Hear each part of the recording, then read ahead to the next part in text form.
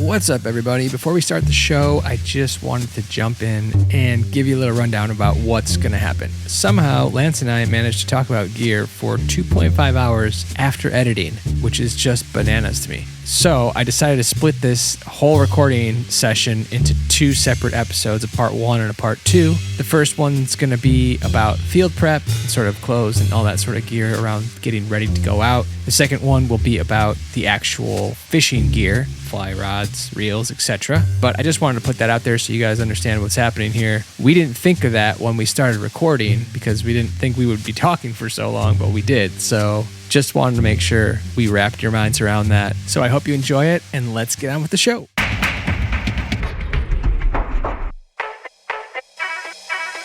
Yo, I'm Pablo. And this is Lance, and you're listening to the Noob and the Knower Fly Fishing Podcast. In this podcast, we pair a driven angler with a seasoned professional to take you from total noob to a fly fishing nerd. Yeah, we cover reading water, gear, fishing techniques, and much, much more. With Mr. Lance Egan, star of hit video series Modern Nymphing, Fly Fishing Team USA medalist, and professional guide. That's right, and here co-hosting, asking the questions on your behalf, is avid fly fisher and outfitter owner Pablo Signori. So now, let's hit the water. Fish on! Fish on! Ba-ba-da-ba. Noob and the Knower Podcast, Episode 2, Season 4. Kind of nuts. Lance, how are you doing? I'm pretty dang good. Season 4, Episode 2, about to happen. Living the dream. The budget model dream. What's that supposed to mean? Means I don't have any money. Oh. If there's any accountants out there, Lance is having tax issues. I have an accountant. That's not the issue. He may go to jail if we have any defense attorneys in the house listening. Luckily, it's not anywhere near that point. It's just, I just have to come up with some money. That's all. Oh, an MBD. Just some. No big deal. Just some money. Just if they don't take your federal taxes out of your payroll for an entire year, I guess you have to pay that back. Who knows? Who could have thought? Uncle Sam, probably. Yeah. It's kind of ironic that we're going to be talking about things that cost money. Today we're doing the gear episode 2.0. None of which I'll buy in the near future. None of which you will buy in the near future.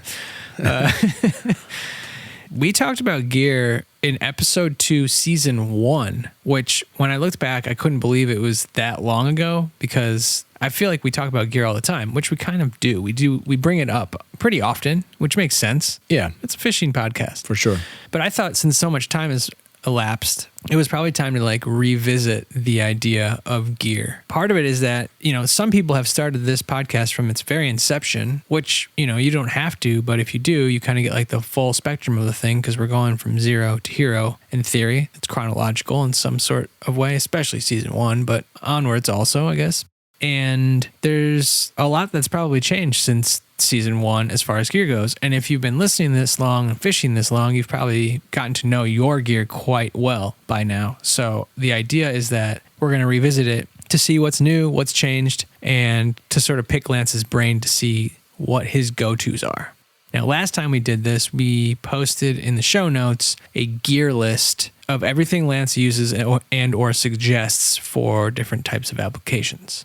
This time, we will try and do the exact same thing, but it will be an updated version, as long as you're cool with that, doing that. Yeah, of course. Okay. So we'll do that again, but this time it'll be an updated version. So that takes me sort of to my own take on gear as of late. So if you've been listening to this podcast, I have a penchant for gear. I kind of obsess about it. But what's changed in the last couple of years for me, at least, and I don't know if this has happened for you, Lance, but I've started changing my perspective from, that's the go-to thing, so I need that, to what am I missing and what are the key pieces of gear that will level me up. So instead of feeling like I have to have this certain stock of gear, it's more like what is the gear that will actually service me and I actually need to use. Right. And it's twofold. It's probably that I've matured as an angler and I don't want to spend money. It's those two things. And it's kind of cool now because there was a time when I used to take all of my stuff with me. Everything I owned would come with me to the river. And now it's a very specific set of things every time I go out. And that'll come up as we start going through this list. But I feel like at a certain point, you start to change your perspective and you start to realize like, hey, I know where I'm going. I know the species I'm fishing and I know exactly how I want to fish for them. These are the select things that I will need to be prepared when I get there. So that's kind of where I'm at in my journey with this thing. It's actually quite liberating. And sometimes I'll even like limit myself on purpose, which is something that we talked a little bit about in the last podcast. Yeah. But just so that you can target a specific thing or work on a specific technique. So I know you do that a lot. Mm-hmm. And I do that not all the time, but if it's like a trip that's like 3-4 days and is like a trout stream, let's just say for an example, I might on the second or third day, once I've kind of like caught some fish and done that, Sure. pick something very specific to work on, in which case when I go to the river, I'll just take a very specific thing. It kind of drives my brother nuts because it'll be like midday and I'll be depressed because I haven't caught fish. And he's like, that's because you've been messing around. Yeah, you know for you half a could day." catch a fish. He's like, you've been messing around all day on some weird thing. Can't you just fish normal? You know what would work? The same thing that's been working for the past 2 days. Exactly. But that's no fun. So yeah, I think it makes sense to sort of start before we get into like the fishing specific stuff. Let's start with clothes because you can be very strategic about how you pick your clothes to go fishing. And if you are, it makes things a lot easier. I think having like a system is clutch, you know, and a huge part of that I think is the layering aspect, right? For sure. So the way I kind of wanted to work this part out was we can talk about winter, then the shoulder seasons, and then summer. So maybe you can walk us through, I don't know if this has changed since the last time we've done it, but maybe it has, what your strategy is for dressing. Let's start for the winter.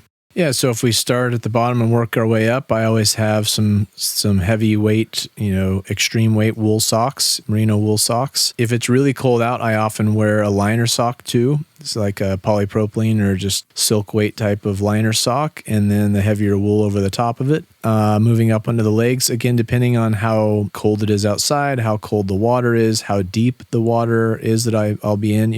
It's very different. Like what you can get away with on your legs is very different on a trout stream where you're going to be in 18 inches, maybe 24 inches of water or less most of the day versus standing waist or belly deep in, a large river or a stillhead river, or if you're wade fishing the banks of a lake that in the wintertime or where the ice just recently came off and you're going to be, again, up to your abdomen or half of your abdomen in the water all day long. It's amazing how much difference that feels, how much more of a cold toll that takes on you compared to just being, less than 2 feet of depth. So that's a long way of saying that my pants of choice will vary quite a bit from just a single layer of like fleece pants type, fleece type joggers or something like that, to sometimes 2 or 3 layers of like a base layer plus a mid layer plus a real heavy layer outer fleece for extreme cold conditions. Does that make some sense?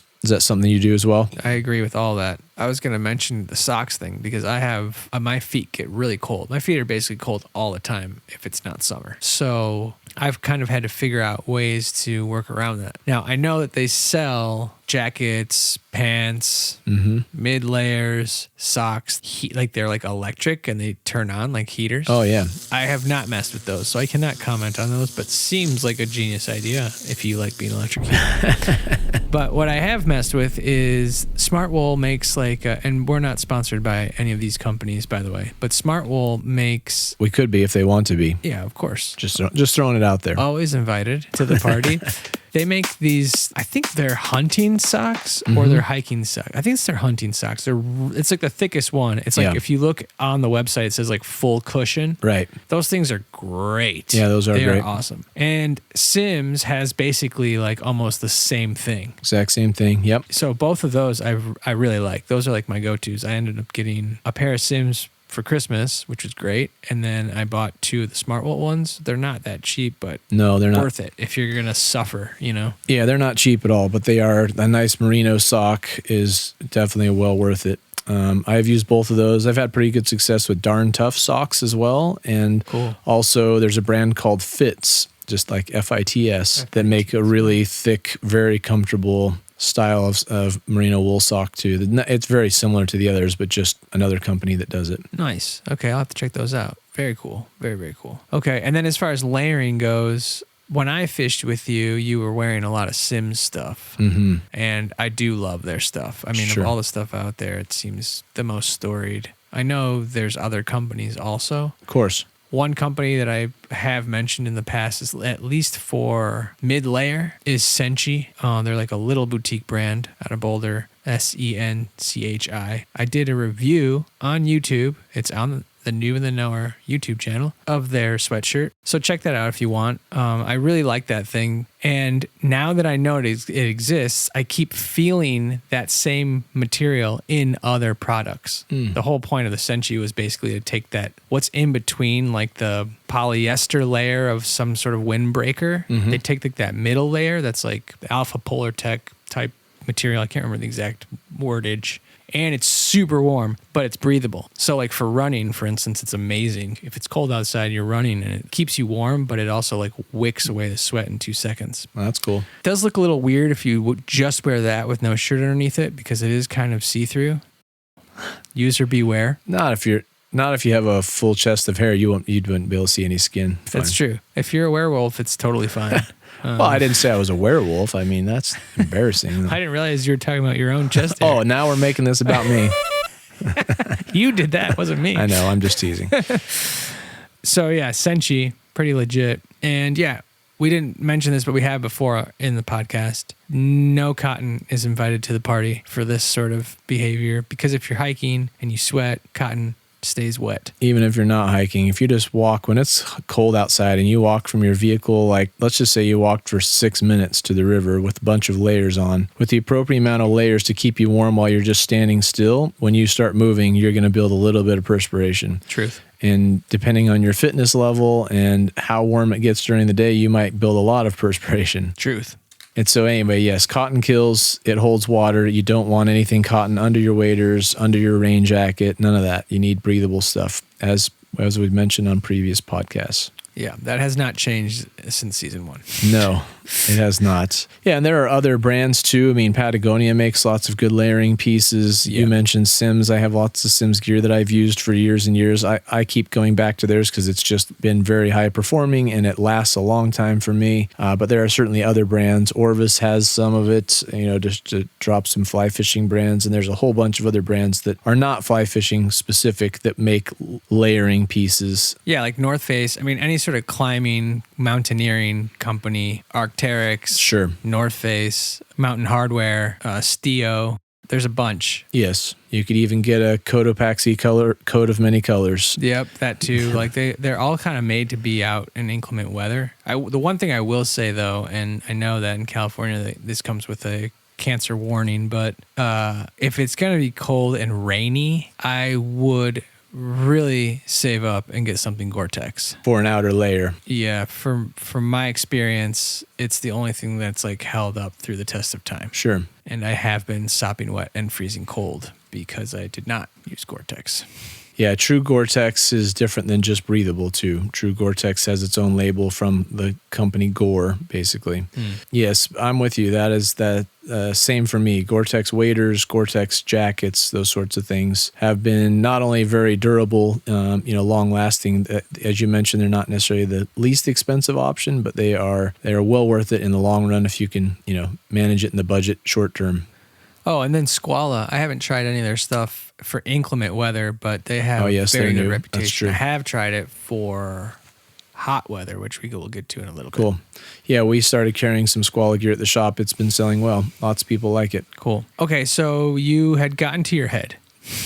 Well, we got through the pants, I think, anyway, and Fair. And then, but it's really the same thing on your abdomen. It's base layers. I end up wearing a base layer if it's really cold. If it's not, I just often wear a sun shirt. I even have some of those. I think it's Rep Your Water that makes.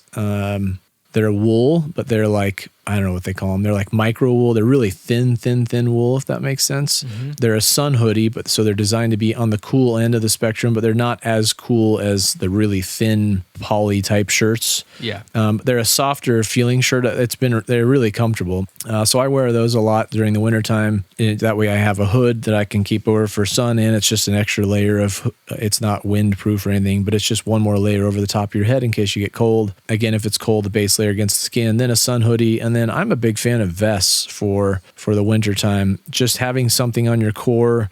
I mostly wear either older Sims Windstopper vests or more current, the Primaloft or Primaloft. I'm not sure how you say that, but I think it's Primaloft. Yeah, Primaloft, yeah. They make really lightweight vests that insulate very well. And there's lots of companies that use that same technology. It doesn't have to necessarily be Sims, but if you get over too hot, you're overheating, you can take them off. They stuff into the back of a pocket of a pack or something like that. They break down quite small, and you're not really harming them by crumpling them up. So that's one that I use a lot for a layering piece. And then just the same thing, Primaloft type of jackets or fleece type jackets. And then just so long as you have an outer layer that is at least windproof for when it's just cold out, like some sort of wind stopper or wind shear type of product. Ideally, maybe something more like you were just talking in a Gore-Tex style rain jacket that would block wind and any sort of moisture, be that rain or snow or sleet or hail or any other names of water falling from the sky. I use vests quite a bit as well. I love them for that also. They keep your core like super warm, which inherently just makes you warmer. Right. There's also a jacket that I have that I have fallen in love with that I use basically for the street, but it's made for fishing. It's a Grundon's jacket. It cuts the wind. I'm looking for it right now. I can't find it. If it's really awesome, they probably stopped making it. So yeah, it's a Grundon's jacket, and I think it has that like Senshi material inside of it because you can feel like the grid, because that material is like a grid, and I think that's part of like the Primaloft thing. I have a Filson vest also that has that same sort of thing, and both of them, they're super super lightweight, Right. But they're really warm. Which and it's like you feel the thing, you're like, this thing's weightless, like it should actually be. You wouldn't expect it to keep you that warm, but it does. And I run cold. I should say that. Yeah. I think I've said that many times on this podcast. Not because you're cold-hearted, just that you run cold. Oh no, I'm cold-hearted. Oh, he is. He's a cold-blooded killer. Shut up. Yeah, I also like a vest just to like. I like the pockets on it, for the drive, the commute, wherever you're going fishing, rather than I don't want to be in my full get up because I'm the opposite. I get too hot too easily. So if I jump in the car and I've got all of my layers on right from the get go, that's bad news for me because I'm going to be too hot by the time I get there. And on that note, we should mention, I would suggest, unless you're driving like 5 minutes to the river, then you could maybe scrap this. But let's say you're driving 30 minutes or more to the water. In the wintertime, specifically when you're trying to keep your feet warm, you do not want to put the socks that you're going to wear under your waders on at your house. You want to put on whatever, your cotton socks or just another pair of socks in the car because your feet are going to perspire ever so slightly just with the heater on, and you're going to make those socks damp before you ever even step foot in your waders. So when it's cold out, the first thing I do is always change my socks right at the car, like at the last possible second before I put my waders on, just to keep any extra moisture out of them as possible. Yeah, that's a genius idea. You told me that, and I started doing that, and I'm like, oh, this makes way more sense. So thank you for that. I also might start stealing your vest idea because, I know you wear just a vest, no t-shirt or anything underneath, which I think is really cool. Yeah, it's way cool. You're just like the bare chest vest Well, guy. no, because I'm a werewolf, so nobody can tell. It just looks like I'm wearing a wool sweater underneath my vest. The problem is the hair is kind of long, like craft fur, so it's a little bit weird, but... Well, I mean, I don't know if I would say it's long like craft fur. I would say it's more like ram's wool or... yak wool. I prefer... It's more like yak my wool. wife calls it polar fiber, okay? Oh, okay, fair. I have duckbill platypus fur, so it's Both of them? It's a little strange. Both of those little hairs that stick out of your chest. This is getting gross. This is supposed to be G-rated for, teenage kids that want to fly fish should be able to listen to this. Don't wear a vest with no shirt underneath it. No, that's a bad play. Okay, that's cool. And what about your head? Let's keep moving. Let's talk about hat wear. So on your head, you got to have a hat, ideally a ball cap or something just to block some sun, keep sun off your face, keep sun off your glasses, reduce glare, ideally with the bottom of the bill being a little darker. Most of the wintertime, I wear some sort of a beanie over the top of the cap, whether that's windstopper fleece or wool. doesn't really matter too much, but having something on top of your head certainly helps keep heat in and will change your overall body temp just by having that head covered. So I would always have some sort of a hat. When it's really cold, I'll wear like a beanie over the top of my ball cap, then like a hooded fleece jacket, and then maybe if it's wet, then the hood of my rain jacket as well over the top of that. And man, when you have all that dialed in and you put some sort of a buff around your neck, it keeps your head and your body very, very warm. Yeah, this is why you have to practice casting, because you have to cast with all that stuff on. You gotta know what you're doing. You don't want to have to Otherwise, see the cast, you just feel the cast. What about those like old man hats? Have you messed with that? I know Yakota makes one that looks really cool. I've been wanting to buy it for a while, but I feel like the front of it is going to be too tall. Like I don't like hats that are too tall. They just don't look good on me. So I don't usually rock those. I'm like a dad cap guy. What is the old man cap? Describe that to me. I don't know what that means. So it's like a baseball cap, but it has like the fleece ears that you can tie up at the top, and then you can like pull Elmer them down. Fudd style. Exactly. I gotcha. I never really have messed with those. They make a lot of sense, I think, just to cover your ears and keep a little extra warmth in there. But yeah, I've never bought one. I don't know. Why not? Maybe you should try it, man.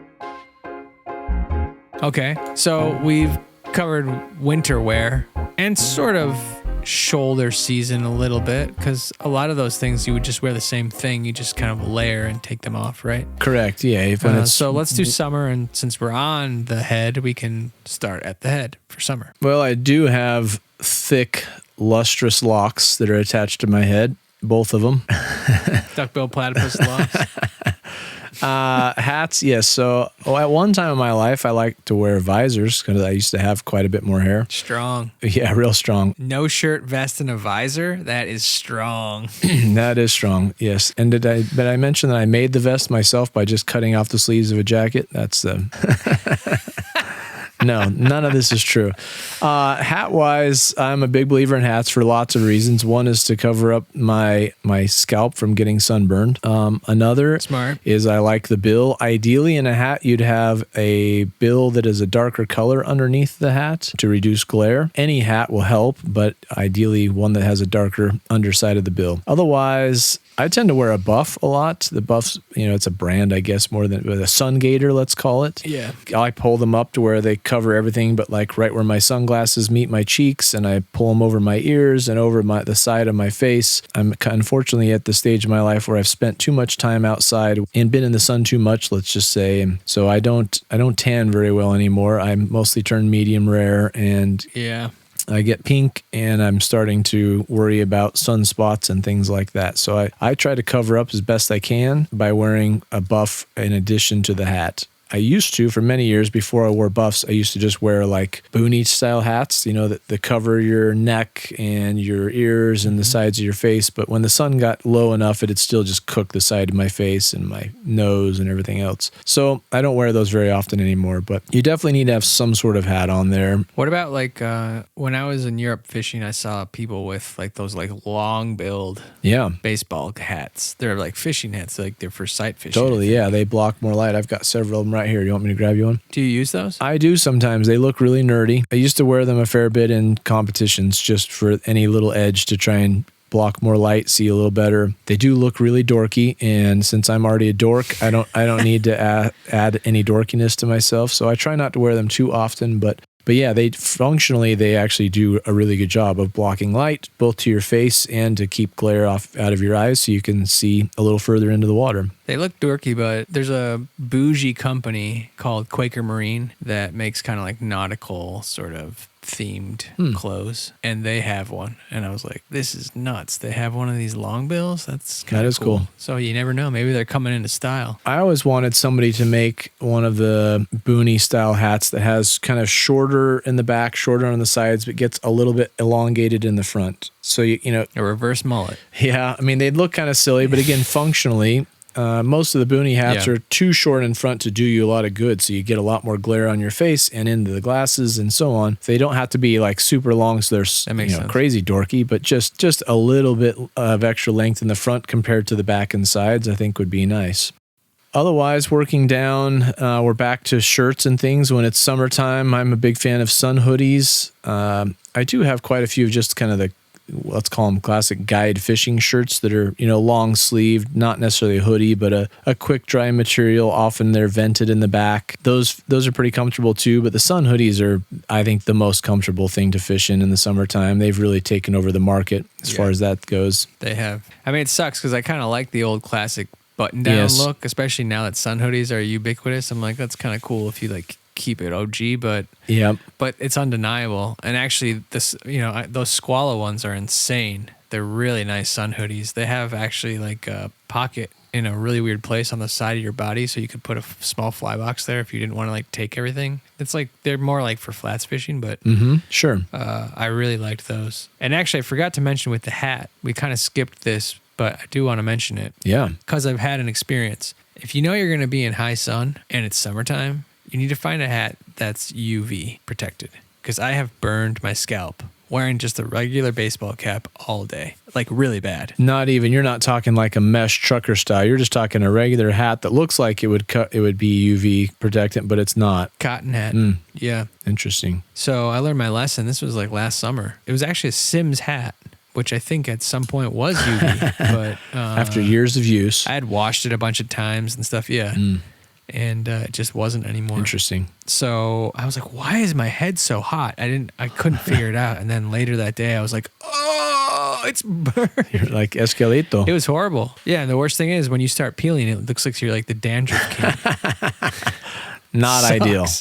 Next thing you know, your wife's coming home with Head and Shoulders for you. Oh my. That's where the sun hoodie comes in play again. You can put it right over the top of your ball cap, and even if it's a trucker cap or whatever, because I do like a trucker cap. I like the look of them, and I like the breathability of them when it's hot out. But you can get cooked through them for sure. So you got to kind of either have a buff or a sun hoodie or something that goes over the top of it. Have you used the sun hoodies that have like a built-in mask? I have tried some I have not tried sun hoodies with the built-in mask. I've tried Sims makes let's call them a buff, but the gator that has like the nose and just the little mesh holes for where you speak. I have the winter one. Yeah. Which I've used in the winter, and it's great, actually. When it's really cold, it's great. But I haven't used the summer one. Have you used that? Yeah, I've used the summer ones. I didn't like it as much. I guess it doesn't stay up as easily as the standard buff, and I didn't like that it doesn't allow me to pull it up high enough to get over the top of like the trucker hat style cap or the gap in the back of your ball cap, where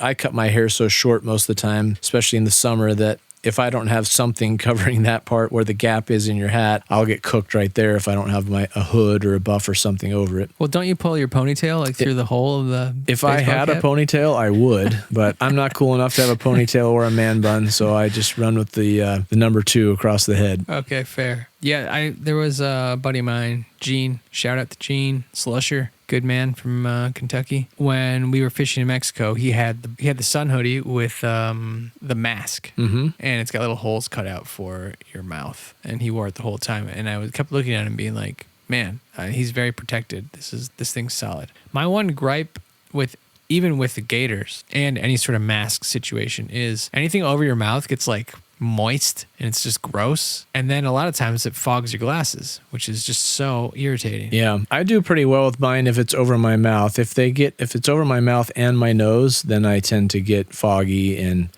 But if I keep mine over my mouth and just kind of up on the cheekbones, then I don't tend to fog very much in that case. I did at first, but I don't know if I just get acclimated to it or what, but it doesn't bother me much anymore. But then your nose gets cooked, or no? I always put sunscreen on my nose, and between my hat and that, I don't get it. If I just put sunscreen on, I don't usually cook my nose very bad. You don't have a large Argentine nose. Oh, yes, I do. Let's keep moving. Moving downward. So if you're moving to pants in the summertime, pants, no pants. You got to have pants, or no shirt, no shoes, no problem, but you got to have pants, The Scientific Anglers segment. Dude, I was thinking about this because it's kind of funny. We're sponsored by this company, but we basically talk about them when we are off the air. So it kind of feels like we're just like chatting off the air when we're actually on the air, which is just a very weird sort of meta thing.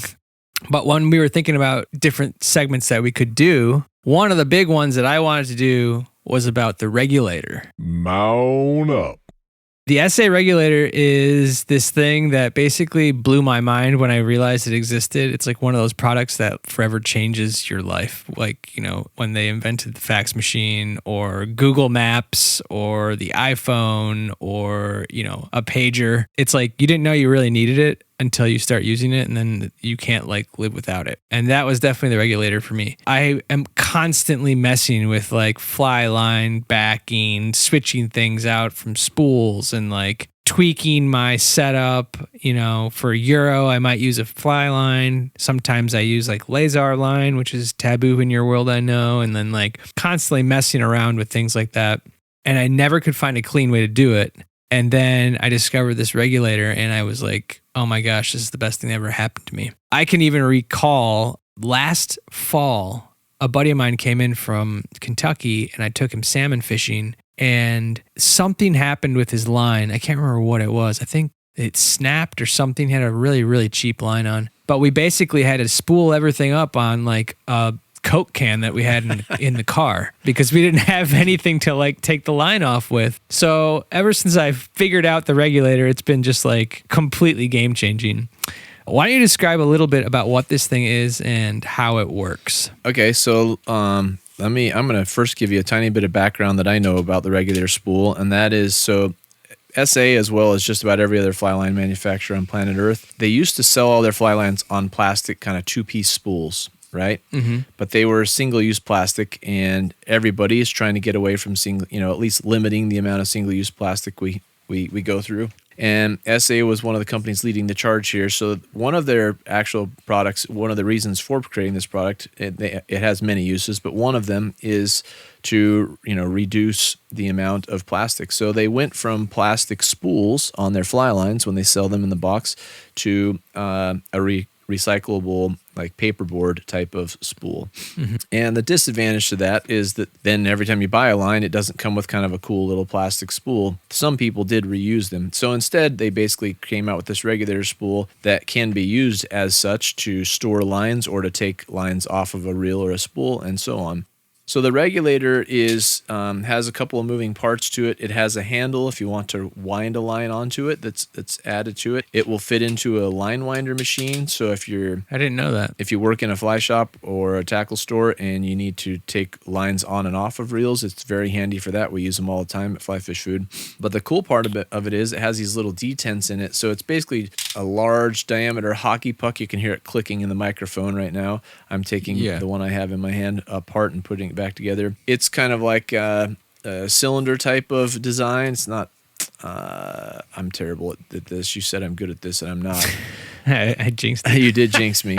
It's basically it's like the size of a teacup plate. Yeah, it's a very small plate with two flat surfaces, and then it has some little arms in the middle that are controlled by an O-ring that you can stick into the spool and enlarge the center of it or shrink the centers. And then it has little detents on the outsides of it, little notches where you can put twist ties or a way to secure a line. So as you mentioned, actually, as you started in on talking about this, I was laughing because I was thinking about what I want to talk about with this spool. And one of the things we see in the fly shop that we just really don't like at all. When somebody walks in the front doors and they've got a fly line that's all wrapped up by hand and it's in just a tangled mess, or you nailed it. People bring them in on Coke bottles, or they hand wrapped it around a Sprite 16-ounce Sprite plastic bottle, and they're like, "Can you add this to my reel?" And you're like, "Dude, what am I gonna do with a Coke bottle? I need a spool or something I can hold in my hand." Anyway. Yeah, no. This eliminates that. And you twist the line when you do that. You twist it like crazy. It's so bad. So then the fly line and the backing, everything's never the same if you wind it on hand wind onto a Coke bottle. So don't do that. Get a regulator spool and save yourself and anybody that's going to mess with your fly line a lot of hassle. But these things are really great. I use them all the time. I change fly lines quite a bit. Not necessarily getting new lines, but just change lines on different spools for different applications. If I was going to a saltwater destination and I have some of my 8 or 9 or 10 or 12 or whatever weight reels, and I had maybe freshwater for lake trout or pike or muskie type lines on them, and I need to put tropical lines on, you take the regulator spool, take it to your favorite fly shop, or if you're a little bit of a gear nerd like myself, I have a line winder in my house, and I connect the regulator spool to the line winder, and I can put a twist tie or two in there, put the old line onto this regulator spool, twist it. When I'm done, I twist up the little twist ties to hold it in place, and it basically comes out looking just like you have a brand new fly line from the factory that's twist tied together and perfectly coiled. They're really, really handy. You don't actually need a fly winder either. Like, I don't have one of No, those, you can but do it what by I do hand.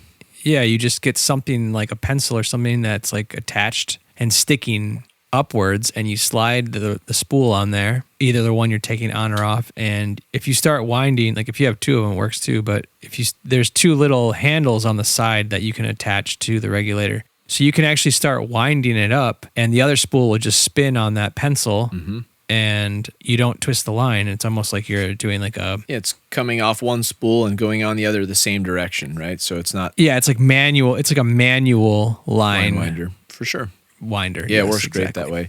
It's one of those products that to me, when I first saw it, I'm like, this thing's kind of hokey. I was used to using just basically doing the same thing, but with those old plastic spools that all the lines used to come with. And then once you use this, you realize the design of it, where it kind of, when you twist the one side and it enlarges the center, that particular feature is really handy to get a fly line that you wound on there back off and have it come off easily without getting all tangled up. Yeah, it's great. Very well designed. I really like it. And even though admittedly I was a little skeptical of it when I first saw them, I thought nobody needs this. We actually sell quite a few of them. It's pretty handy little fly line tool. Yeah, I mean, it's one of those things, once you get it, you're like, oh, geez, this makes way more sense. Yeah. And the other thing I will add to it is it's very travel friendly. So I've taken that thing to Argentina, to Mexico, to New York, Michigan. It's just really practical. It doesn't take up a lot of space because it's really flat and narrow. Yep. Small, light, for sure. I know it's one of those things, you get one and the next thing you know, you end up with 3 or 4 because they're just that handy. Yeah, exactly. So that's the regulators. Mount up. Make sure you do Warren that. G approved. Warren G approved. It was a clear black night. He was on 2-1 in Lewis, and he was spooling that fly line. You know, a couple dudes came out to him. They jumped him. It was crazy. So yeah, mount up with a regulator by SA. Yo, you can't be any geek off the street. You gotta be handy with the rod, if you know what I mean. You gotta earn your fly fishing keep. Regulators!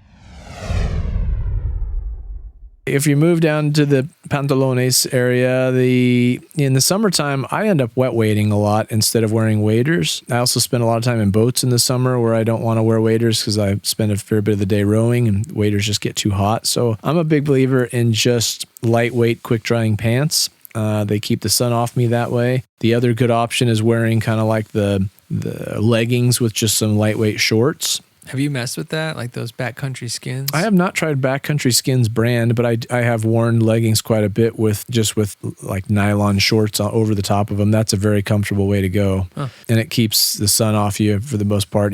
I've never got burned through them. Where if I just wear shorts, I guess I have 2 issues with just wearing shorts. One is sun. I get cooked on my legs. If you're rowing, the tops of your thighs, just above your knee, gets cooked a lot because it's just staring at the sun all day. And then if you're standing fishing, the back of your legs, so a lot of times your calves will get cooked as well.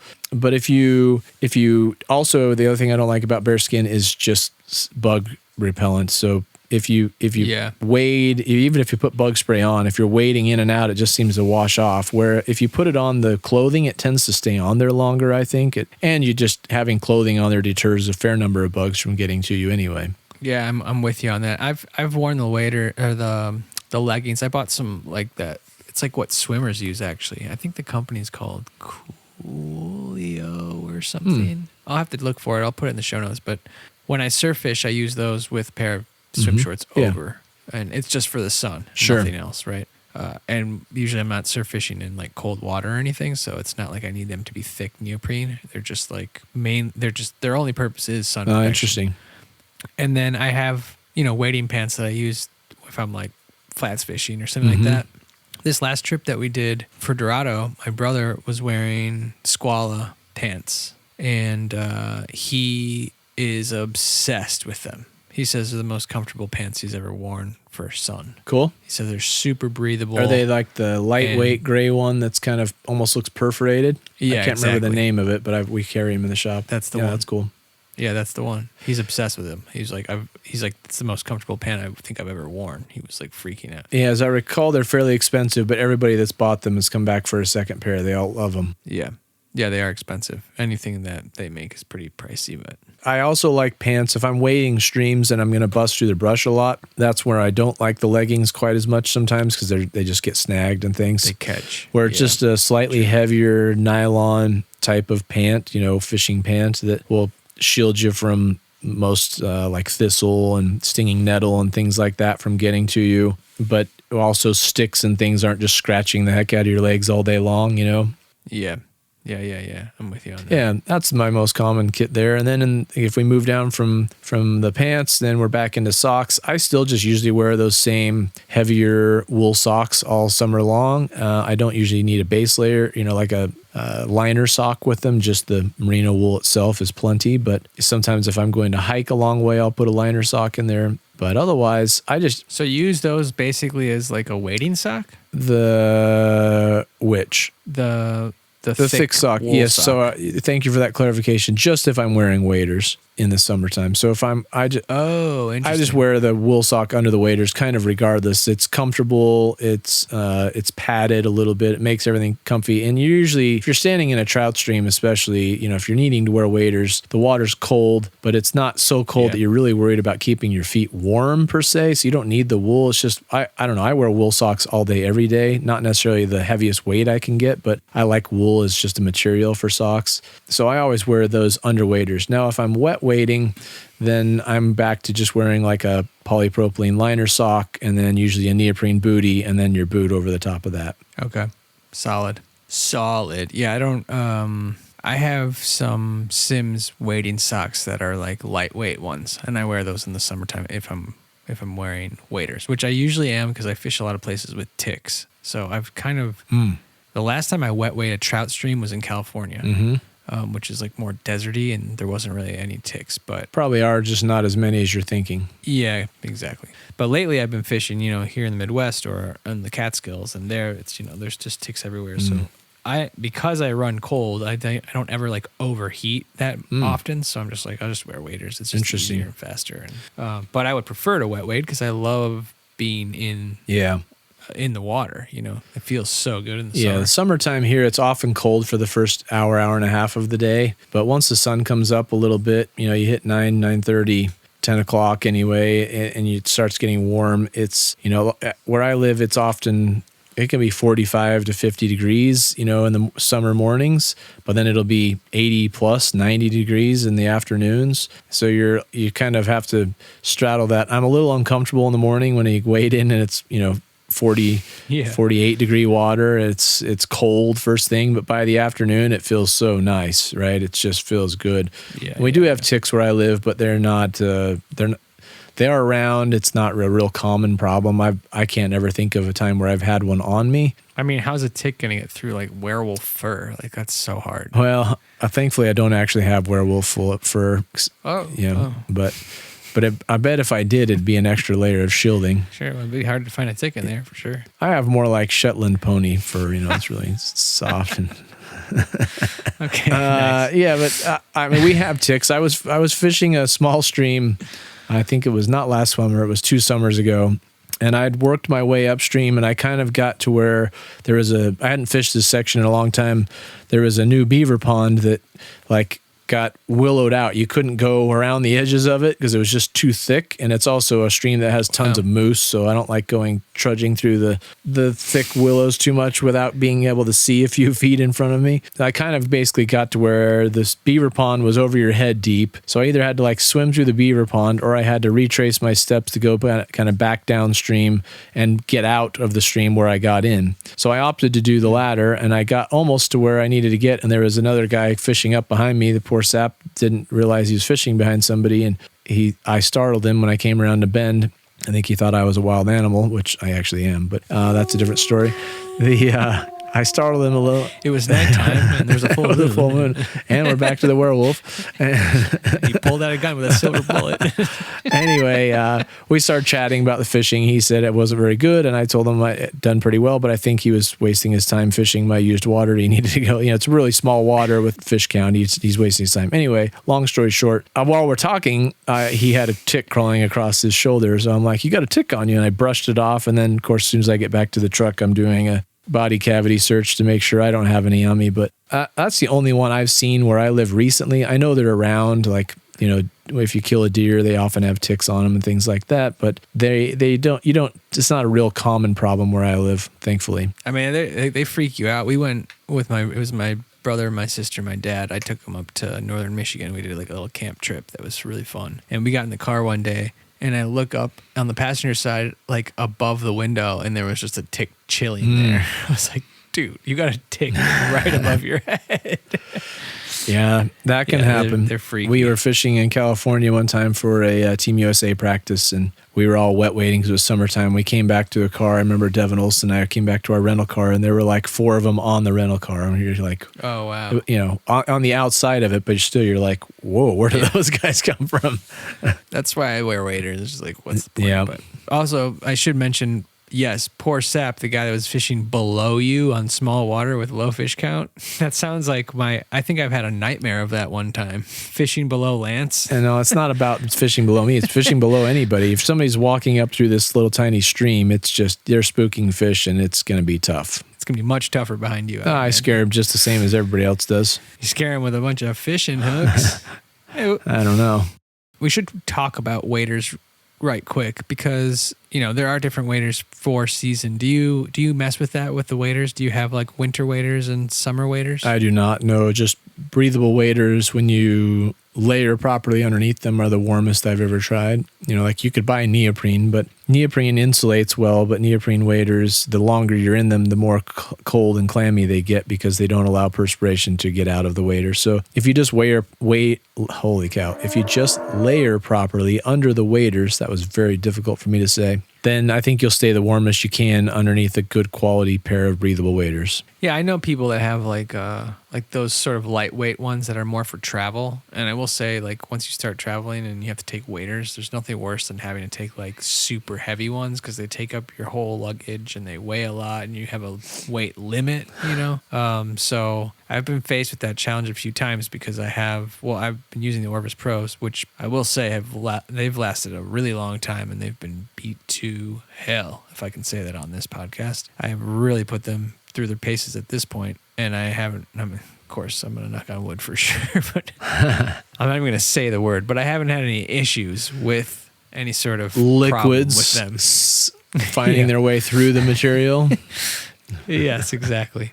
It's like the guides that say you can't say the word wind. Oh, you did it.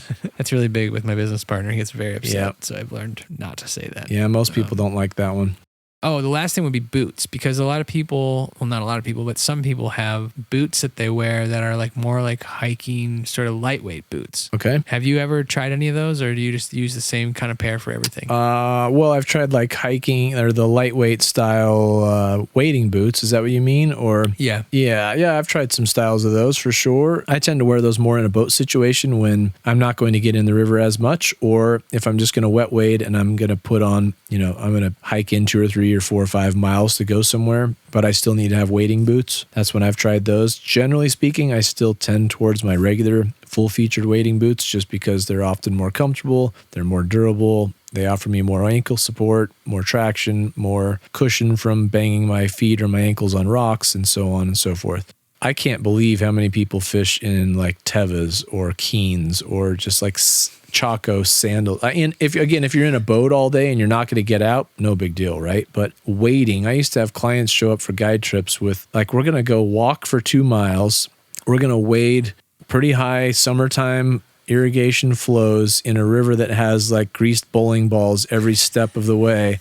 I tell them to bring wading boots, and they're like, "Oh, I always wear these." And you're like, "No, man, like that's not you're gonna come back with no toenails, with broken toes, with bruised heels, a bruised ankle." And the the mosquitoes are going to eat your legs, and that's not going to work. Anyway, I can't believe people fishing. Yeah, I that. did that for a season. It was cool. I looked super cool. I was like Instagram ready, Right, but yeah. until I looked at my ankles and they were all black and blue. Yeah, I stopped doing that. I stopped caring how I looked. That's how we know you're a noob, when you show up with Chacos and a Cotopaxi coat of many colors, and you're just getting into fly fishing. Yeah, that's true. Cotopaxi's fine as long as it's Just drab. camoed. Okay, so let's move on to the next part of this, which would be the pack, because we're kind of getting into the more interesting stuff. I think I probably spent too much time on clothes, to be honest, but For sure. has your pack changed at all in the last 3 years? I know that before you were using that Umpqua, what was it? Overlook, it's called. I still use the same style Yes. pack. Yeah, it has not changed. Okay. I'm very dialed to that style. I fished in a few different brands, but the same type of pack for like 20 years plus now. So I really like that style. Okay. Yeah, maybe one day I'll change, but I've tried vests, I've tried hip packs, I've tried Filson strap vests and guide vests and Sims guide vests and on and on and on. I've never actually fished in slings. I've just tried them on in the shop and tried to figure out how I'd rig things, and none of those make sense for me personally. Lots of other people, they do. And I think packs are a very personal thing. Vests, packs, whatever. What works really well for one person doesn't necessarily work really well for another. And I tell customers in the shop every day that, they're like, well, what do you recommend? And I say, well, I can show you the one I recommend, but it doesn't mean it's the one you're going to like. Maybe so you true. don't carry as much gear, or maybe you want to carry more gear, or maybe you need a modular system or whatever. For me, the pack I use works really well, but that may vary just based on your preferences. Yeah, I mean, it can even be so personal that, like, for instance, me, I'm left-handed, and I have the fish pond hip pack. Mm-hmm. Well, as a left-handed person, it's like the worst thing ever because you have to reach around your body to open the thing. Right. Or you grab the closest version, but you're like pushing a zipper versus pulling a zipper is like a Doesn't big work. difference. Yeah, I'm sure. So it sucks. It's so annoying. Little things like that. I think if there's one thing I can say about this pack thing is that you should try and spend time thinking about what you need. Yes. Write it down, make a list, think about it, visualize and or actually like try and act out where you're going to put things and where they're going to live. I spend a lot of time on this because I like to have things like in a place where I can remember and a place that's convenient, because otherwise like you end up buying all this stuff and then you think that you don't even have it. It's kind of funny. You're like, where is that? I can't remember. Right. Oh, and then you're in the moment and you're like, I'm not going to like take my pack off and search for my thing. So you kind of want to have it in like a pretty strategic location. It sounds super nerdy, but I think it's worth it.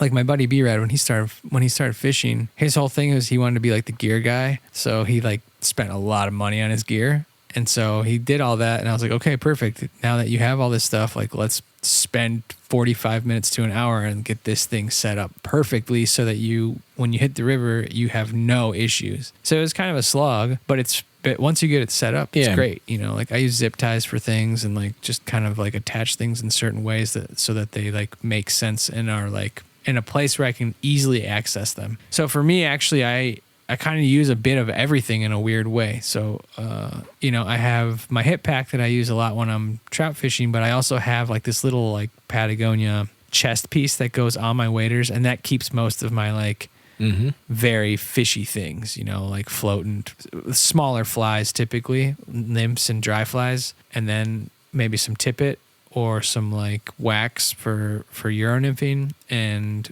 inside in the back I have like New Zealand strike indicators. But it's all like the little stuff that like I'm probably gonna need like right away on the river. Sure. Anything bigger goes inside my hip pack. And then that's if I'm doing, like trout fishing like for a long day or something like that. If it's a long day and it's like cold outside or colder, or it's like a shoulder season, then I'll take like a backpack. And I have a fish pond one, but like it doesn't matter what you really use. But I use that because I usually take like mate with me, like yerba mate, and I'll take a big thermos and I'll take mate so that I can stop halfway through, have a mate, and like refresh myself, hit the reset button, and warm up. Right. Type situation. And also, for filming, if you have cameras or anything like that, it's nice to have a backpack because you kind of need the space. So that's the other reason I take a backpack, if I know I'm going to be shooting or if I'm going to take my drone or something like that. Yeah, it totally makes sense. And then when I'm steelheading, actually, I just use a vest, which is kind of funny. But it's like I know what I need to take, and I know where it goes in the vest. Like the first time I went steelheading, I was wearing a vest. And so like it just all kind of like Clicked. somehow imprinted in my cerebellum. Sure. Now I just have a vest that I only use for that. And it's like set up that way and things just live there. And that's like my steelheading vest. And it's probably the most comfortable of all the things that I have. You know, like I have a sling pack that I use for salt because if I'm surf fishing, I only take like 1 or 2 fly boxes and then like, you know, any sort of like tippet leader situation and a pair of like salt pliers. And that's pretty much all you need. Or like wire tippet too. Right. But other than that, you don't really need much else. Maybe like an extra spool if you want to like change the depth that you're fishing. 1 or 2 extra spools I might take, but that kind of is only for that. And then I use that sling also for when I go to the harbor, which is basically the exact same setup except different flies. So it's like, am I fishing for pike or am I fishing for bluefish? You know what I mean? So it's like, Right. you still need a wire leader. You're still using the same size rod. You know, it's kind of a very similar thing. Makes sense. So yeah, it is very personal, and it also depends on like kind of what you're doing. You know what I mean? One thing I was going to bring up because we had talked about it earlier, and I had put it in my notes, and then I asked Lance about it when we were sort of prepping for this episode, was the tippet bar, which kind of falls into the category of accessories, which we'll come to later. But I did want to bring it up here because it's a big part of like how you set your pack up. And I was saying that like I've kind of pretty much given up on the tippet bar, at least for my trout fishing. I just keep all my tippet in my pack, and then any tippet that I know that I'll be using consistently, like if I'm Euro nymphing, I'll probably be on 6X most of the time, maybe 5X. I just keep 1 or 2 spools like in my little front chest pack, and I don't use a tippet bar because I can pull the tippet off way faster than trying to like find the little thing and like when it's in front of me in an awkward place. And if I can see the spool and hold it in my hand, it just comes off way faster. And you agreed with me. You don't use tippet bar either. No, I used to, but I don't anymore. I'm with you. I keep the most common sizes that I use in little pockets on the outside of my pack. So I just reach in. I like being able to hold the spool in one hand and pull off specific lengths. I must have thrown away, 200 yards of tippet a year with the spools all connected on a little tippet tee or a little tippet bar where you pull off 5X, but then the 2X comes unspooled and and it gets all wrapped up and it's got abrasions and nicks in it because it's getting wrapped up underneath the other spools. So you can't use it anyway. And anyway, I'm with you. I keep, if I know what I'm going to do that day, I'll just put a couple sizes that I anticipate using the most on the outside of the pockets, and the rest of them are just on the interior pockets. Still just one zipper away of getting to a different size of tippet, but most days I'm not using more than 1 or 2 sizes of tippet anyway, right? Occasionally you do. It doesn't look as cool because, tippet bar is the sign of a fly fisher. Yeah. So you're kind of giving away your main trait there. Yeah. I've never looked cool in my whole life, so I don't have to worry about that. That's true. I agree with that. It actually is a fact. It's proven. If we go on maybe a little bit of a deep dive on packs, I'll just kind of share maybe what I go through with folks in the shop. So at Fly Fish Food, we have this big pack wall that's, I don't know how long it is. It's probably 20 or 30 feet long by like 6 feet high. And we have everything conceivable that we carry there from all the different brands, chest packs, mini chest packs, hip packs, sling packs, hybrid packs, backpacks, Marlboro, Lucky Strike. No, none of those.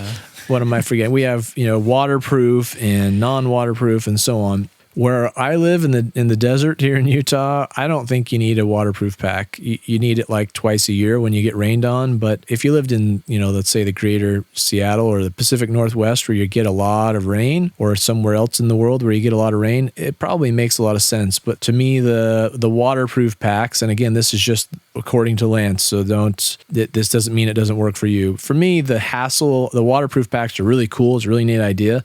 But to make a waterproof pack waterproof, it has to have a waterproof zipper, and they're really difficult to operate. They're much harder to open. It usually takes 2 hands to open and close. They're slower. And for me, for the hundreds of times they've gotten better, but they have. But for the hundreds of times that I have to open the zipper versus the one time that I might actually find that it's useful, that it's waterproof, the waterproofness for me, again, in my application goes away. In other people's application, I can totally see how it's worthwhile. Next up, again, you mentioned this a little bit. You have to kind of decide how much gear you're going to take. You need a pack that's capable of carrying the the amount and types of gear that you want. At the same time, sometimes going minimalist and maybe limiting yourself a little is a good idea, because most fly fishers, myself included, for sure, we tend to take way more stuff than we probably need. Yeah. For me, again, the chest pack makes the most sense. I tend to wade deep quite frequently, not necessarily standing like, nipples deep all day long, but just to cross a river. So to me, like a hip pack never made sense, because when I've tried them, I just soak everything in the entire pack like 4 times a day. And then when I get home, I've got to take all my stuff out of it, hang it up. I've noticed that getting tippet wet and dry degrades the tippet faster too.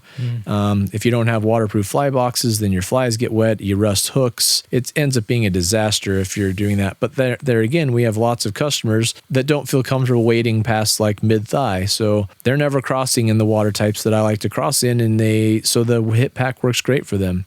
Slings are one of our best sellers. They don't make any sense at all for me. I don't like the way you have to sling them around to get to the gear. Don't usually like most of the net setups in slings, or most of them don't really have a good solution for nets. Some of them do, but there again, a lot of people don't fish with a net. They find they don't need that. I guess if you don't catch any fish, you don't need a net. But I'm teasing all of you that wear slings. I'm just teasing. I know you catch plenty of fish. Don't send me letters to Pablo Song. Just kidding. I almost gave away his email address. The one thing I will say about the waterproof packs, the one thing that is actually cool, and I've seen it play out at least 3 times, I want to say, where it's, well, quite frankly, it's saved lives, is that it does work as a flotation device. Oh, and a waterproof. Yeah. Mm-hmm. So if you have a waterproof pack and you fall in a very deep, ragey part of the river, chances are you'll float if it's attached to you properly. That's happened to me one time salmon fishing. It happened to my buddy B-Rad really bad when we were fishing up in northern Michigan. And I just watched him bob along in a very, very deep stretch, and he was wearing waders and like the whole nine. I mean, he got soaked, but luckily as a human, I think you'll float anyway, but that pack will help. If you know how to swim. He was like scrambling, but like he stayed up above, and like you could see that the pack was just kind of like keeping him bobbing up above the water. So that is a nice thing, I think, for that sort of thing. Yeah, and I guess to get off my soapbox here, that again, I'm describing all the reasons that I don't use anything other than the pack I use. Now, your right. Stipulations, the parameters you need met for your pack probably don't match mine, because that's why that's a personal choice, right? That's of course what makes sense for one maybe doesn't for another. No, but the important thing is that what you're saying is, I think, a big deal, where it's like there isn't one size fits all. It's kind of like very personal. What I wanted to share in all of that is not that you have to buy the same pack I use, but more that you should kind of go through that exercise. And you mentioned this, like go do a deep dive on them and go try a bunch of them on and look at them in a shop, or, on the websites, get the dimensions of them and see how much volume they have. And I think it's worthwhile. And I do think I think it's worth to take some time to figure out the right one for you, because I'm not really a big fan of, we have a few customers, bless their hearts, because they spend a lot of money at the shop, but that I think buy a new pack like every 3 to 6 months, and none of them are right. I even had one customer that said, how come nobody makes a pack that's good? And I'm like, well, I mean, somebody must, he's like, well, none of them, this one has this that I like, but it doesn't do this. And this one has that I like. I'm like, well, he goes, how come nobody makes the perfect pack? And I said, well, because there's no such thing as the perfect pack, because what the things you just described doesn't matter to me. I don't want any of those features.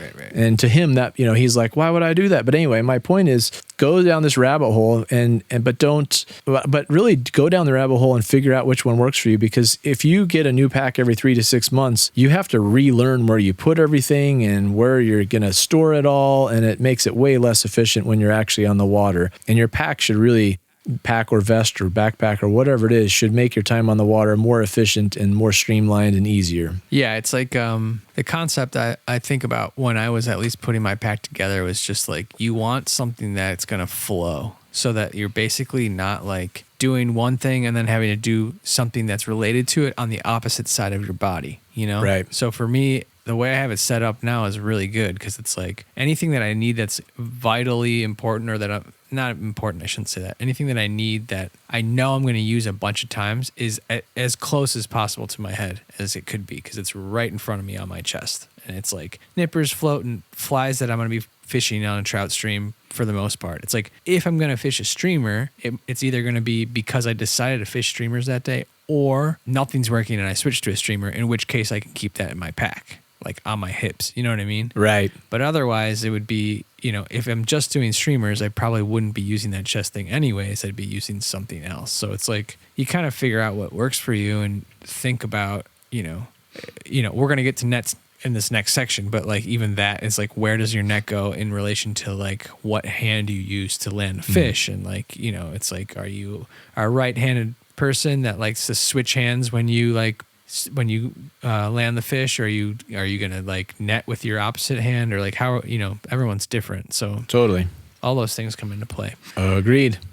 Packs. A lot to unpack. Last thing I'll say about it is I do kind of want to try your chest pack. I'll tell you this: the number one complaint about my chest pack that we get in the shop. So the one I use is the Aqua ZS2, Overlook ZS2. It is our best seller, but when we do have someone that doesn't like it, it's almost always the same story. And that story is they didn't like that they couldn't see their feet when they were wading, and so they tripped all the time. And I always tease them. I say, so when you're walking in the shop, you stare straight down at your feet, like you look down at the floor when you walk? And they're like, well, no. I'm like, what are you talking about then? Like, you really think that the pack is what made you fall when you can't see like 8 inches in front of your face? Like, I can't see my feet, but you know where your feet are. They're attached to your body. Like, I don't know. It's the strangest. It's consistent. I've heard it from many people, but you must like be Elmer Fudd out there just looking at your feet while you walk. I don't know. It's a weird. Do you know anybody that watches each of their feet as they walk? Most people look like 5, 6, 8 feet out ahead of them, not right at their feet. Yeah, I think when people wade, though, I do have noticed, especially people that aren't comfortable wading, they will look straight down at their feet, not where they're going. That's probably why they're not very good at wading. I mean, yeah, if they're just starting, that's like I feel like that's a natural thing to do, but you should try and graduate from that eventually. I would argue, we've talked about this a little, but I think the most timid waders are the ones that fall the most. Oh, I think that's true. That's been my experience. The people that go ant speed and microanalyze every last step, they go down all the time. And if you just kind of plow through the water and keep your torso on balance, use your legs as like suspension device, you're not keep them nimble, not floating suspension, but like automobile suspension. You just keep your abdomen on, just balanced, and you just kind of go. Yeah, I anyway, agree with that. So that's the one knock on the vest, the pack that I use. Well, I have the same problem with mine, and I hated it in the beginning because like I can't see my feet. But I'm like, this is so practical, I don't care. Yeah, but I never tripped because of it. The other thing that I didn't mention that you just reminded me of that I really like about the style of pack I have is and I know we're going along on packs here, but is that the weight is all put on my shoulders. So I have some poor posture and some like upper back, lower neck type issues. And when I put a chest pack on with a neck strap, or even a vest where just the collar of the vest is pulling, all the weight in the front of the vest is pulling down on my neck, that really fatigues me over the course of the day and makes it so I can't fish as long. Versus having a pack that puts all the weight just on my shoulders helps me keep my upper my upper chest kind of open and have a little better posture. That's cool. That's actually, and this is the last thing I'll say about bags. Versus, before I'll cut you off real quick, the opposite of that is slings. Most people, two things people complain about slings is net options, and then the other thing is that it puts all the weight on one shoulder. And they say, a 2-hour, 3-hour session, no big deal. 8-hour session, big deal. That's what I was actually going to say about the hip pack. Is that even though the weight's on your hips, it has like a shoulder strap. Yes. And that shoulder strap wears down my shoulder. Yeah. Which I hate. That actually really bothers me. You could put it on the other shoulder, I suppose, to try and spell the first one, but it's a little bit of a hassle to re-rig in the middle of the day, and probably not something most people are going to take the time to do. It's also like, it's on that shoulder because it's like I'm left-handed, it's on my left shoulder. It feels right. It's like, Sling pack is another one that if you're left-handed, good luck. Have fun with that. There are a few. Us lefties, no one cares. There are a few ambidextrous slings where you can change straps around, but yeah, but it's the zipper. The zipper's your problem because you're pushing instead of pulling. I got you. The zipper's always for a righty. No one ever talks about it, okay, but we are discriminated against. Yeah, it's because you're southpaws and you should be. I just started using scissors right-handed. I just gave up. Yeah. I was like, I don't care anymore. I'm just gonna use them right-handed. If I were you, I would tell your wife that she only got a right-handed vacuum, so you can't do with any vacuuming because she didn't get a left-handed model. You know, that's not a bad idea. Except she's been asking for a new vacuum for a long Well, as long time. as she buys it, she knows it's a right-handed model. She's too smart for that. She wouldn't go for it. Let's talk about the net because that's also very personal, right? They come in all different shapes and sizes. I have 2 nets, and I have one that I use. Basically, it's kind of hard to describe, but I have a net that I use for bigger fish, which is like salmon, steelhead. But I also always end up using that for smallies, and partly it's because my trout net is like right at the limit of the size of the nicer smallmouth that I catch here in Illinois. So it's just easier to take the other one. And typically if I'm fishing for smallies, I might come across a carp or some sort of pike or, it's like there is that possibility. So I use, both nets are made by Fish Pond. They have a silicone net part of it, right? The rubber bag. Yeah, I ended up getting those because I thought they were like what the cool kids have. And like, you got to have a Fish Pond net because that's what the cool kids have. They are that. I know that you might not like them. No, I do like them. I think they're great. I will say that my trout one has been just battered and abused. Like a lot of bushwhacking. When I was in California, there was like a lot of boulder hopping where you'd be sliding down big boulders and the net has not died. That's cool. I mean, it's actually insane. It has lasted, I've had it for 7 years. So it's lasted a long time. Have you had to replace the bag in it yet? I have. That has gone. Okay, yeah. I was going to say, usually that's the part that goes. The nets themselves are like the frame is really durable. But that's understandable, Yeah, I know the frame's crazy and it floats, which is awesome. Yeah, that's really nice. So I like that. And then I have a bigger one. Actually, I did some music for Fly Fish Food and I was paid. Via net? Cheech paid me with a bigger net. Yeah. So I have the bigger net, which I like a lot too. And it has like a ruler on it too. So you can measure your massive fish. Nice. The lunkers. That's what I got there. I know that what's important in the net is not to injure the fish. So that's where the silicone comes in. But then a lot of the comp anglers, which I think is where your net sort of lives, is like, is it a fray bill? What you use? My wade fishing net is a fray bill, yes. And they have that super long net so you can keep the fish in the water and not have to hunch over, right? Yeah, it's not really, it's a little deeper than a fish pond, but not very much. It's kind of a flat bottom. I like them because they're really light. I like the size of it. I like the shape, the nice big round shape, and the handle length is very convenient, but the biggest thing for me is they're super, super light and again, that shape I really do like too. I'm not a real big fan of most of the more elongated kind of tennis racket looking nets. I like them to be more rounded personally. They're just easier to get fish in that way for me.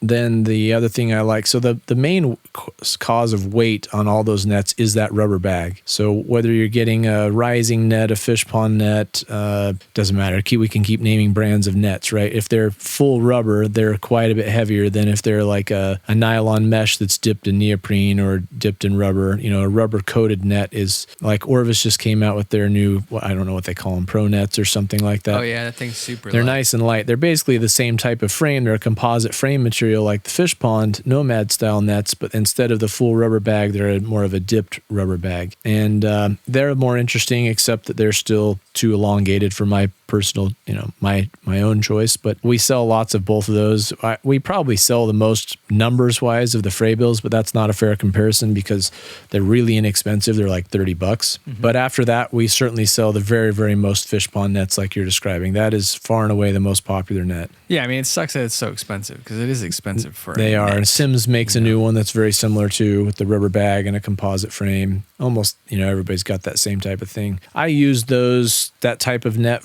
I've been using the Rising brand instead of the fish ponds, but like the Rising lunker nets I use in my... Aren't those heavier than the fish pond I don't ones? think so. They're very similar in weight. They don't float is a disadvantage to them, but they're really durable. Like the frame of them, they last forever and ever. Yeah. Again, the bag you have to replace once in a while, but I use those in like my flycraft, my raft, or my drift boat. If I'm out on a float on the old hide, then I tend to use those bigger full rubber bag nets. But if I'm wade fishing, I haven't liked the weight, and I also don't like the size of the mesh on like the fish pond nets, let's say. I like a finer mesh than that to keep flies from falling through the mesh and small fish from throwing. I catch a lot of small fish, so my small fish fall through the holes in the nets. You got to be able to keep a hold of that 10-inch fish. You don't want it to fall through your net. That's the one thing I have liked about the fish pond is that it's pretty easy to get the hooks out. Like when they get like tangled in the net, when a fish rolls or something, when you're netting it. That I do like. Yeah, those rubber bags are great for that. But what I don't like is that, once the silicone part gets old enough and one of the little holes breaks, anytime you catch a dink, straight through, it goes in that hole. Straight through. Yeah, that's a problem. Again, no real perfect solution in nets, I don't think. There's just gives and takes, like all things. But all those are good options. And depending on the length you want, we sell a lot more long-handled nets than I would expect for our, we're in the shop, and online's different, but in the shop, majority of our customers are wading anglers. And so we sell a lot of quite long-handled nets for wading anglers these days. It always surprises me. Interesting. Yeah, I actually bought my brother like the longest handled fish pond you can get. Yeah. But I got it for him for his house because he has that house on the trout stream. So I was like, this way you don't have to get into the water. You can just like dunk fish from shore when you're like cooking or something, and you can just net them with this long net. He was very upset that I bought this net. He was like, "Why did you buy me this?" I was like, "I don't know. I thought it was a great idea." He's like, "I don't need another net." Oh. He was very upset. Oh, brother. But now what's cool about the long net is that my nephew, his son, Matias, uses the net. So he nets the fish when Mario catches them. He runs out there with a big long net and he nets them. So it's kind of a Matias the net cool man. Setup now. Yeah, we got that set up pretty good. But yeah, I think it's another personal thing. Totally. There's so many options out on the market, and like you don't really need to buy the super expensive one. I mean, that's probably the biggest takeaway, I think, from everything since season 1 when we first talked about this to now. When I think about it, is I realize that there's like certain things that are worth spending a lot of money on. Not a lot, but more money on. Sure. And certain things that it's mainly just hype and like cachet, you know what I mean? Yeah. And the net is a perfect example of right. that. You don't have to spend money to get a fish pond or an Orbis or a Sims. No. Or a Rising. You can use another net that's like dirt cheap and it will work just as fine, Yeah, so long as it's not one of those hard nylon knotted nets that's going to damage the fish, then you're in good shape. Yeah, exactly. Even packs in some way, shape, or form, it's like a simple backpack is probably all you really need. Will it be that convenient? No, but you can get like a fanny pack and use that as a sling pack for like your smaller fly boxes or something. There's like workarounds to all this stuff. It's just like totally marketing has become ubiquitous, and it's like sales are a big part of the fly fishing industry, which is cool. Clearly, if you buy the thing that's made for, it's going to always be better. Sure. Full stop. And maybe pack's a bad example because for fly fishing, they're kind of like made for the tools we use. But another, like one that we had mentioned earlier was like more in the clothes part of things. Mm-hmm. Like a Columbia jacket's going to go on sale probably for a lot cheaper than a Sims one would ever, Yeah. And you can buy really good, sort of winter weather gear from that brand or other, sure, analogous brands that will for a lot cheaper. So I've started sort of moving away from a lot of the traditional fly fishing brands for sort of outdoor stuff. Just because like since I've been climbing, I've seen all these new brands and I realized like everyone's kind of doing the same thing. Like I don't have to like make this like I only buy fly fishing brands. I enjoy them. Sure. So I buy what I like now, but a lot of times you need backup stuff and it's just like not worth it. So I'm being a little bit cheaper these days because I'm waiting for my startup to get funded. Sure.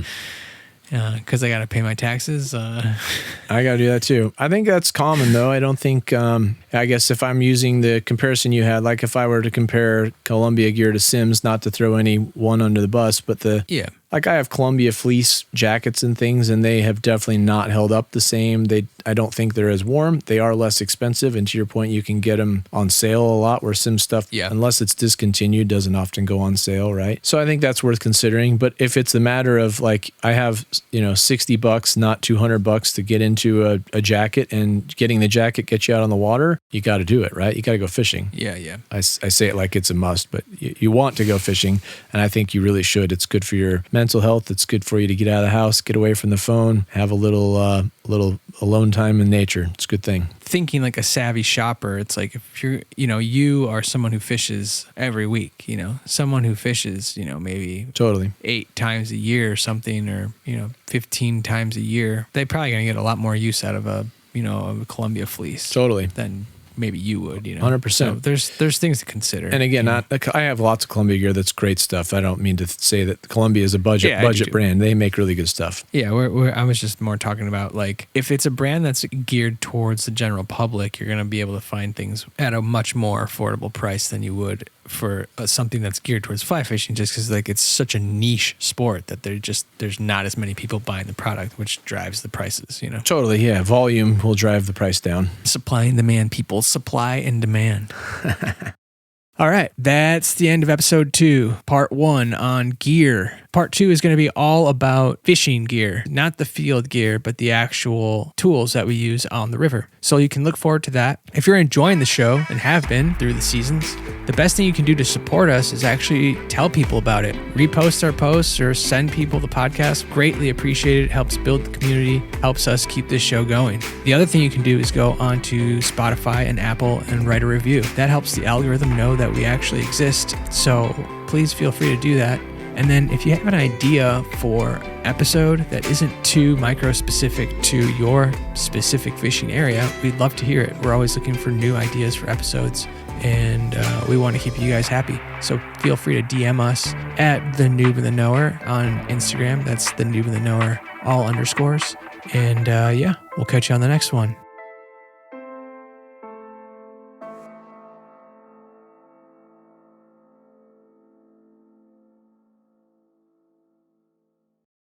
Have you tried the women's Apple Watches sizes? Maybe they'd be better on you. No, I haven't. I should try that one on. I haven't either. I just throwing out ideas. Yeah, 35 millimeter watch. That's my jam. That's like the tiny one. Making fun of each other's wrist sizes was definitely not in the notes.